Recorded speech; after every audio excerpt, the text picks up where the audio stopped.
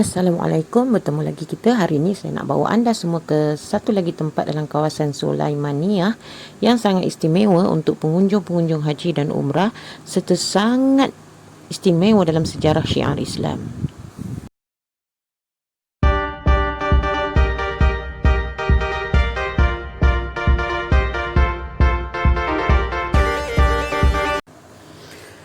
Katakanlah, wahai Muhammad, telah diwahyukan kepadaku bahawa sesungguhnya satu rombongan jin telah mendengar Al-Quran yang aku bacakan.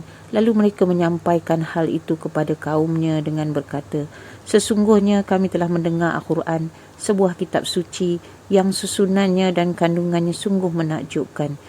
Surah Jin ayat 1. Inilah yang saya nak bawa anda hari ini untuk bersama-sama menziarahi tempat di mana segerombolan jin tadi telah mendengar ayat suci Al-Quran itu. Jom. Okey, arah kita datang ni ialah arah dari Ja'fariyah Market ataupun dari pintu masuk belakang Jannatul Ma'la ya.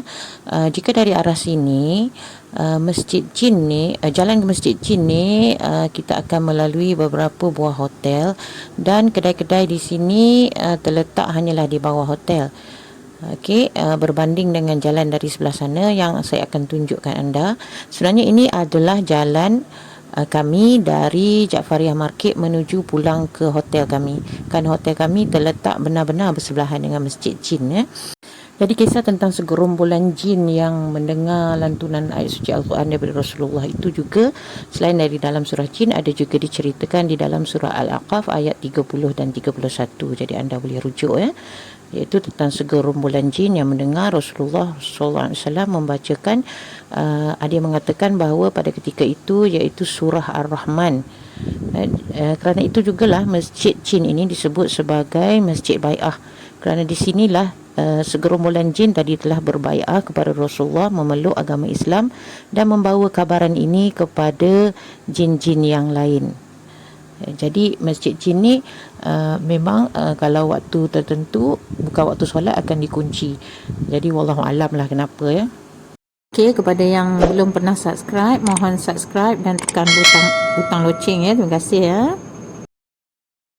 Kita sambung lagi ya. Masjid Jin ni memiliki luas sekitar 200 meter persegi dan terdiri daripada dua aras lantai. Aras bawah ni untuk jemaah lelaki dan aras atas adalah untuk jemaah perempuan ya.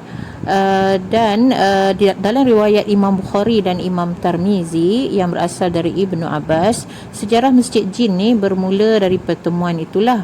Dikatakan waktu itu Rasulullah dalam perjalanan menuju ke pasar Ukas saat baginda tiba di wilayah Tihamah. Baginda dan para sahabat melaksanakan solat subuh, dan oleh kerana solat subuh tersebut menyebabkan terhalangnya berita-berita langit yang biasa dicuri dengar oleh bangsa-bangsa jin ni. Jadi bangsa jin yang tetap nekat nak mencuri berita langit telah terkena lemparan bintang-bintang menyala. Kerana kesal, bangsa jin bertebaran ke seluruh penjuru bumi untuk mencari sumber yang menghalang usaha mereka itu. Jadi ada sebahagian segerombolan bangsa jin tiba di wilayah Tihamah pada waktu tersebut dan telah mendengar lantunan ayat Quran yang dibacakan oleh Rasulullah SAW. Dia mengatakan bahawa bacaan surah Ar-Rahman itu dibaca dalam solat, dan ada juga yang mengatakan bahawa bacaan tersebut dilakukan selepas solat. Jadi sebaik mendengar perkataan, maka nikmat Tuhan kamu yang manakah kamu dustakan? Maka para jin tersebut telah mendatangi asal suara lalu menemukan Rasulullah SAW dan para sahabatnya sedang membaca ayat suci. Para jin itu kemudian langsung menjawabnya dengan kalimat, wahai Tuhan kami, sesungguhnya kami tidak mendustakan nikmat-Mu sedikit pun. Segala puji hanya bagi-Mu yang telah memberikan nikmat lahir dan batin kepada kami. Para bangsa jin tersebut kemudiannya memutuskan untuk menjadi mu'alaf dan berbaiat suci untuk beriman kepada Allah Subhanahu Wa Taala, mengikut ajaran Islam dan menyebarkan agama Allah Subhanahu Wa Taala di kalangan bangsanya. Atas peristiwa sejarah tersebut, maka akhirnya masjid ini dikenali dengan nama Masjid Bai'ah atau kini lebih popular lagi dengan sebutan Masjid Jin. Okey, jadi itulah kisahnya ya. Okey, sekarang ni kita menuju ke Masjid Jin tapi dari arah Masjidil Haram pula ya. Ini adalah laluan yang setiap hari kami lalui ketika balik dari Masjidil Haram.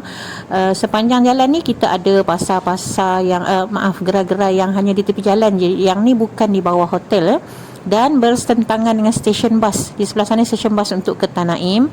Dan macam-macam lah jualan yang ada di sini, dari kacangnya, kurmanya, kain bajunya, kasutnya, buah-buahan, aiskrim, roti Arab dan sebagainya. Jadi dalam sepanjang perjalanan balik ni saya rasa memang di sinilah tempat saya berbelanja. Yang ni adalah lebuh raya yang ditulis dengan ayat-ayat suci ya. Jadi kita akan lalu kat sini.